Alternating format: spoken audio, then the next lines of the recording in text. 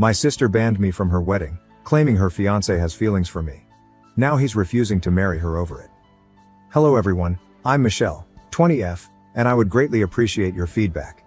Emily, 25F, is my older sister, and she is expected to marry Jonathan, 25M. Between them, everything appeared to be ideal. We all believed they were meant to be together, and they had been together for years. However, things have just taken a very odd and surprising turn, and now their wedding is in doubt. Why? My sister won't let me go to their wedding, therefore Jonathan has declined to marry her. Furthermore, Emily thinks Jonathan has feelings for me. I understand how crazy that sounds, but allow me to clarify. For background, I don't have a close relationship with either my parents or my sister. I kind of drifted away from them once I started college, but it's not like anything major happened to trigger a fallout. Since I moved out for school, I haven't really spent much time at home. I would usually travel or go to my grandparents' house during spring holidays rather than returning home. Simply said, it seemed like a better alternative than having to cope with the unpleasantness of being at home. The problem is that I'm not at all like my sister or parents. If it makes sense, we've never really clicked. I'm not truly a part of their universe, which is their own. They never seemed to understand me, and to be honest, they never made an effort. They would all bond over something I didn't care about while I was growing up, and it seemed like I was speaking a foreign language anytime I brought up something I was interested in. They would simply listen, nod, then return the conversation to their own interests. So I gave up trying after a time. But here's what hurts the most. They made no attempt to contact me as I began to distance myself from them. They seemed to be quite content with me removing myself from their lives, almost as if they were glad to see me go. To be honest, that hurt. Family members should be aware when one of their own is gradually fading away, but they didn't appear to give a damn. It simply validated my long-held belief that I didn't belong with them.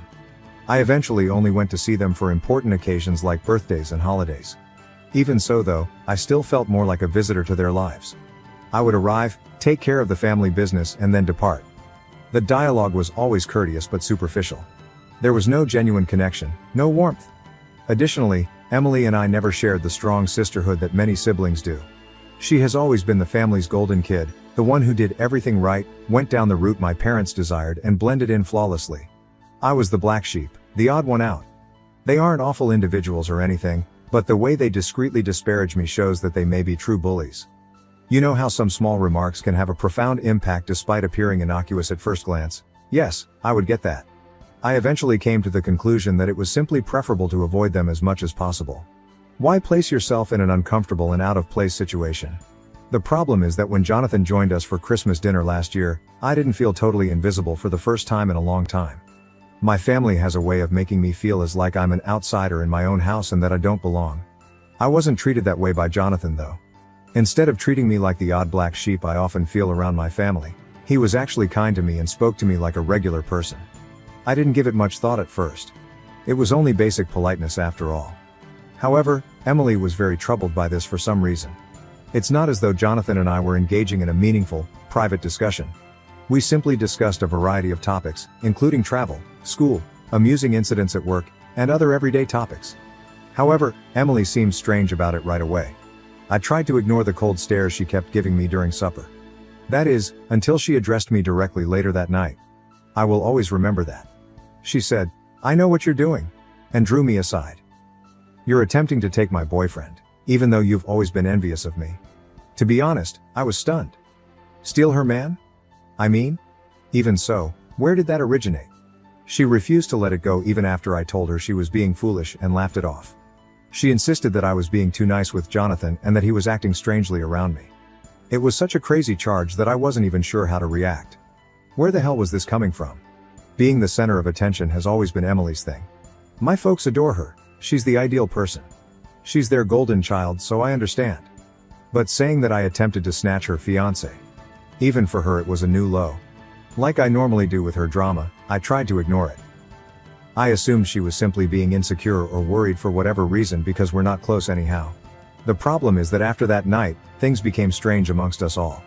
I didn't believe Emily could have gotten any farther away. She seemed to be deliberately avoiding me now, even though we were never close in the first place.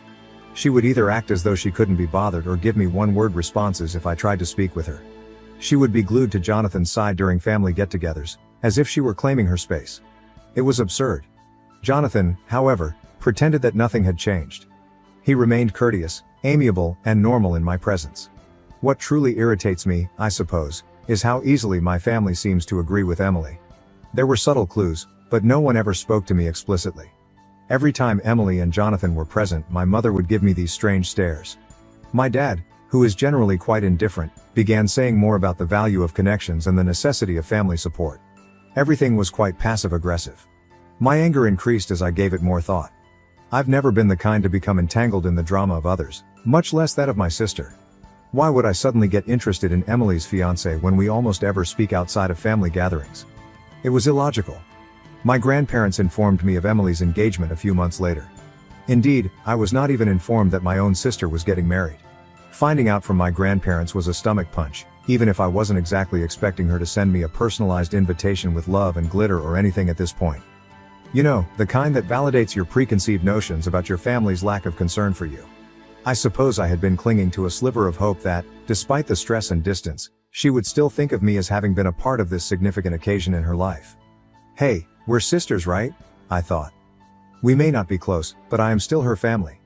That was obviously too much to ask for, though. When I learned about the engagement, I kept quiet to Emily. I initially assumed that she might have forgotten to tell me or that she was simply preoccupied with wedding preparations. For some reason, I was still giving her the benefit of the doubt. Even though I realized that sounds foolish. I assumed that she would ultimately give me a call or at the very least, send me a last-minute invitation. However, days stretched into weeks, and nothing happened. Crickets. Then I got an unexpected call from Emily.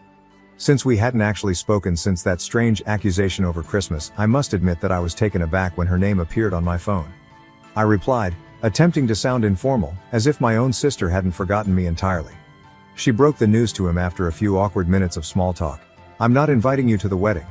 As I tried to take in what she had just said, I became silent for a moment.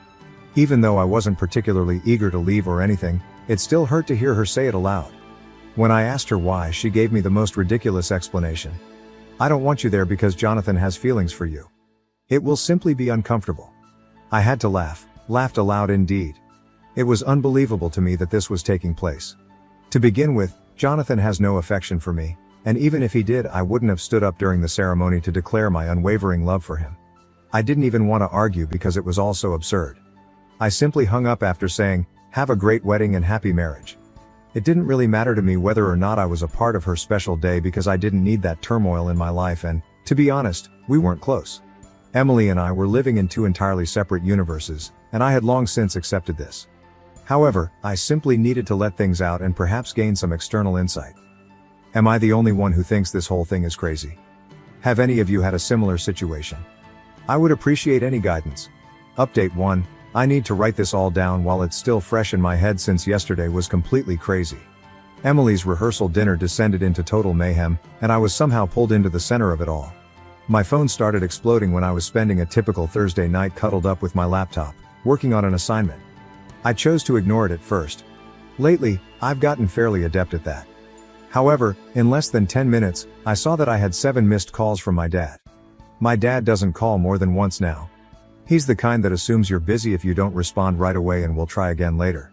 7 calls then? There was clearly a problem. He was trembling when I finally answered. He sounded like someone I had never heard before.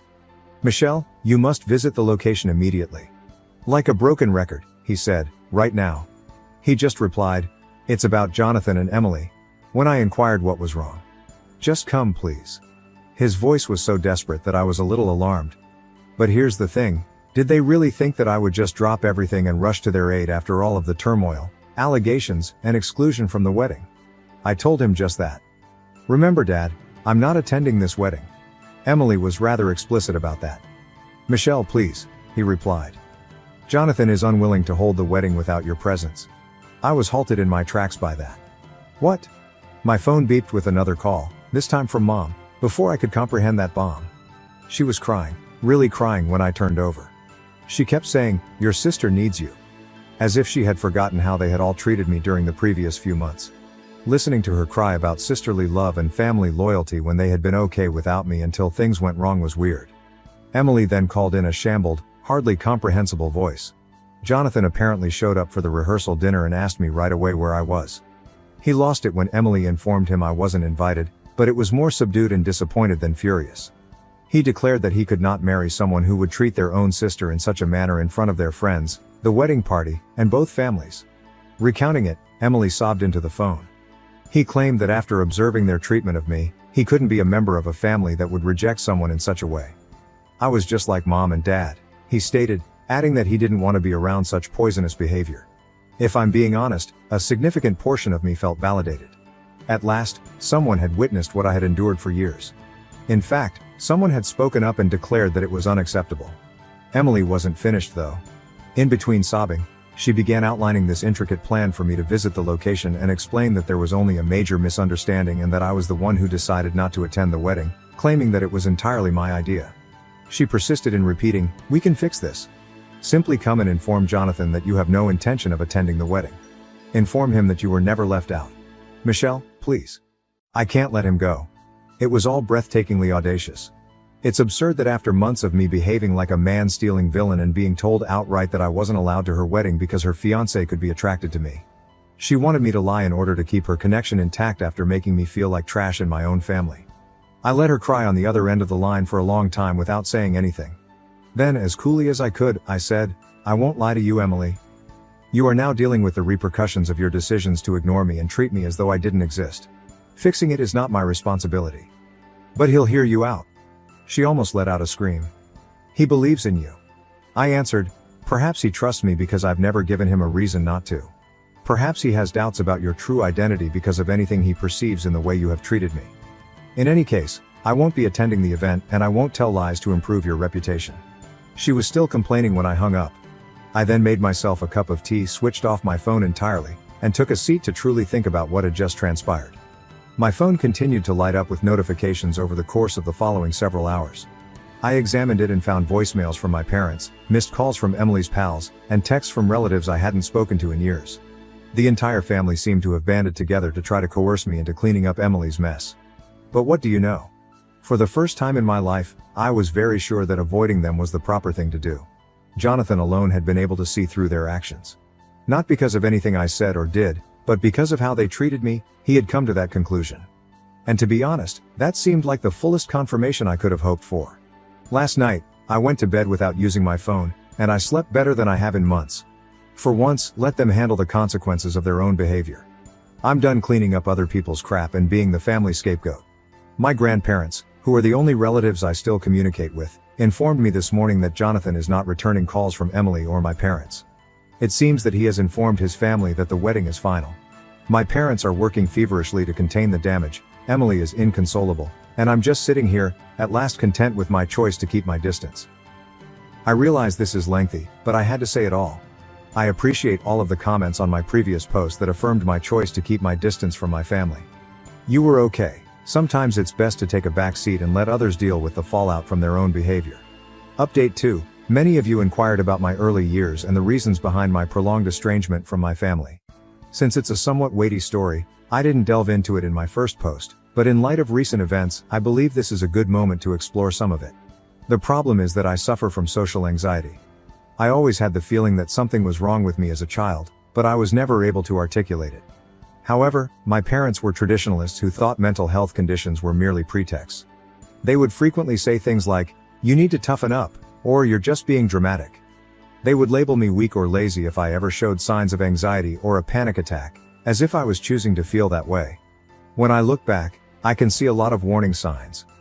I had this big presentation for English class when I was 15. The thought of standing in front of 30 students was a recipe for a social anxiety disorder. I had trouble sleeping the night before, and I felt physically ill the morning of. I begged to stay at home and informed my parents. My father's reaction? "Your nervousness won't cause life to stop. Quit making a huge deal out of everything." I ultimately experienced a severe panic attack in front of the class. My voice began breaking. Some children even started chuckling, and my hands were shaking so much that I was unable to grip my notes. The room seemed to be whirling, but I was unable to go out. Rather than offering consolation, my mother simply remarked, "See, you made it through." All that drama was in vain. Everything was made worse by Emily, who was the ideal sister. She was the student body president, the debate team captain, and pretty much everything else that I couldn't be due to my anxiety. When she had large gatherings of her friends, People would remark that I was the weird sister who never came out of her room. I heard Emily say to her pals once, "Yeah, she's just antisocial. She believes that she is too good to be with anyone." My life changed when I was in college. My first semester was a total meltdown for me. Being away from home, adjusting to new social circumstances, and attempting to balance my anxiety while attending classes became too much to handle. I recall feeling like I was dying while I sat in my dorm room, gasping for air. I was almost dragged to the college counseling center by my roommate, who, bless her, saw something was really wrong. The first person who truly listened to me was Dr. Martinez, whom I met there. She didn't urge me to toughen up or minimize my emotions. Rather, she assisted me in comprehending my condition. Dr. Martinez suggested seeing a psychiatrist for a proper diagnosis after a few sessions. It was like finally giving the monster I'd been battling my entire life a name when I received that diagnosis of social anxiety disorder. It wasn't seeking attention or being dramatic, as my family had always insisted. It was a legitimate ailment, and more significantly, it was treatable. The sessions of treatment opened my eyes. I learned from Dr. Martinez that my family's actions were not only unsupportive but also purposefully damaging. She gave me advice on setting limits, advocating for myself, and identifying harmful behaviors. At that point, I began to intentionally distance myself from my family. What really bothers me, though, is that my parents totally rejected my diagnosis when I tried to explain it to them. "These doctors are just trying to make money by labeling everything a disease," my mother genuinely said. "I was merely using big words to justify my antisocial behavior," Emily added, rolling her eyes. I made one final attempt to explain things to them last Thanksgiving, before all of this wedding turmoil began. I had prepared an entire speech on social anxiety, complete with research and figures.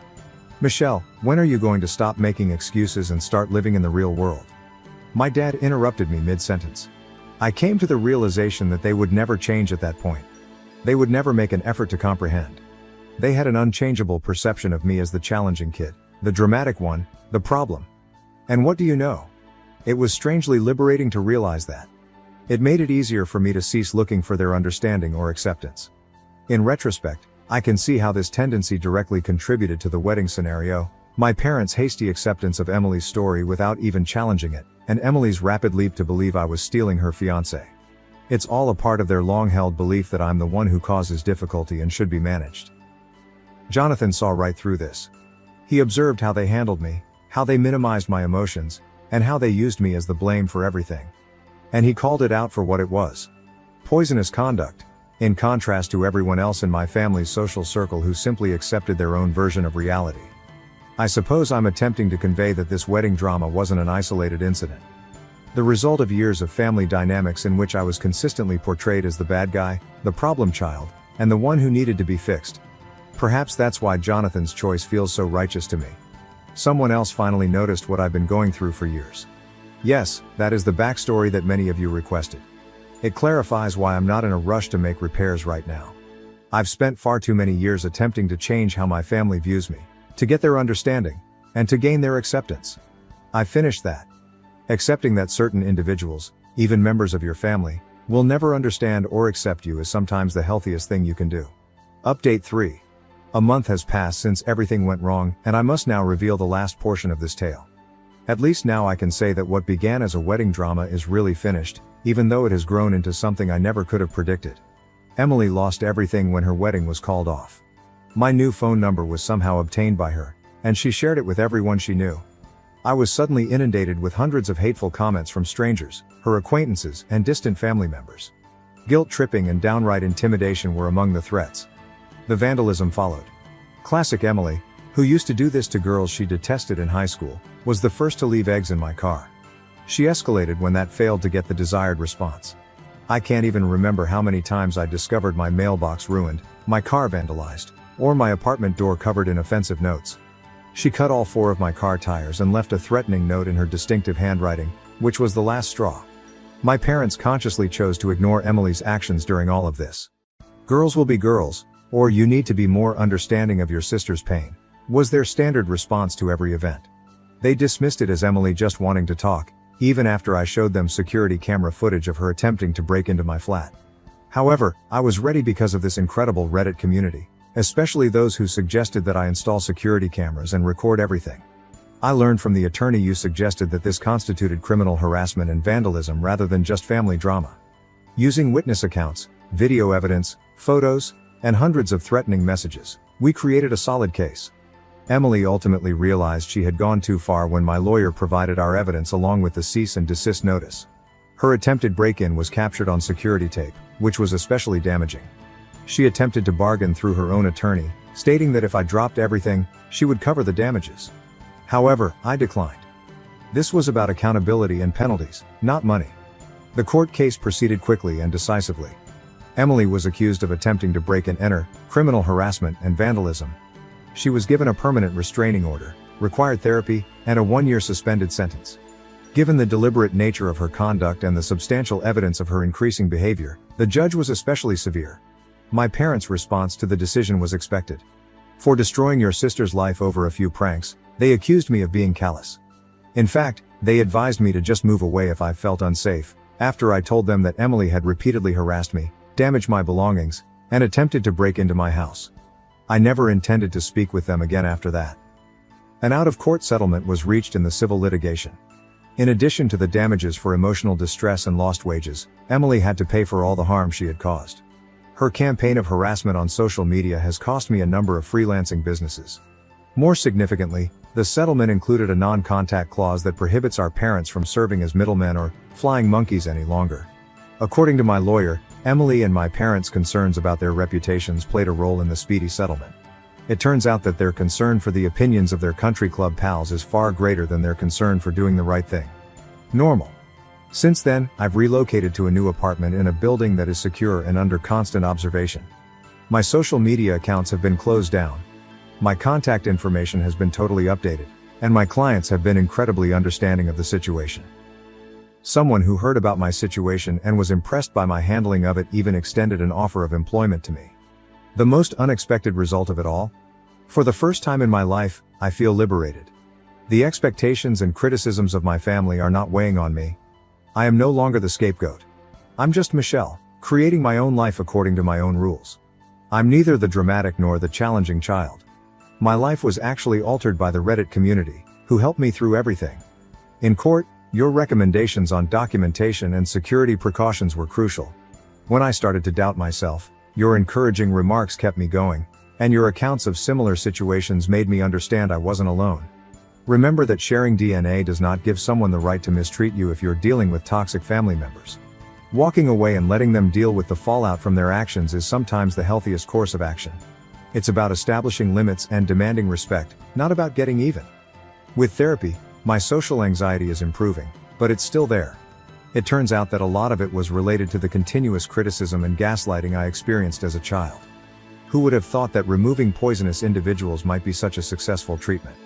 I will no longer be updated now that this phase of my life is genuinely over. I'm concentrating on my education, profession, and creating a new network of chosen family members for support. I want to express my gratitude to everyone who supported me and followed my tale. You gave me the confidence to leave and the strength to advocate for myself.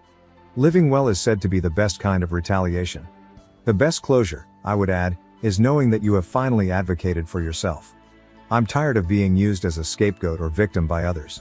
I've taken control of my life and will never look back. Reddit, thank you for everything and goodbye.